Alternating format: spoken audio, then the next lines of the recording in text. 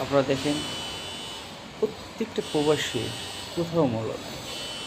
না আছে নিজের দেশে, না আছে বিদেশে। বিদেশে থাকতে হয় পরাধীন হিসেবে, দেশে যেয়েও থাকতে হয় পরাধীন হিসেবে। আপনি দেশে যাবেন, হয়তো 10 দিন, 15 দিন, 20 দিন পর আপনাকে বলবে, "কবে যাচ্ছেন বিদেশ? কবে যাচ্ছেন বিদেশ? কবে যাবে? কবে যাবে বিদেশ?" কিন্তু কখনো বলে না, এই প্রবাসী ক্লান্ত। এই প্রবাসী ক্লান্ত হয়ে দেশে এসেছে। কেমন যায় প্রবাসীর জীবন জানেন? রাত নাই, দিন নাই, কিন্তু দেশে যে সুখ পায়, কখনো না।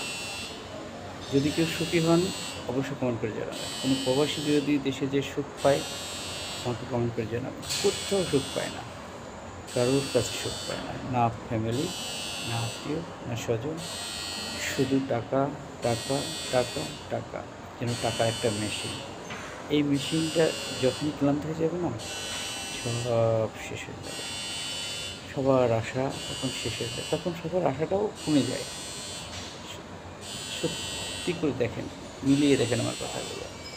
সব প্রবাসীর একই নিয়ম, একই সিস্টেম। শুধু টাকা, টাকা, টাকা।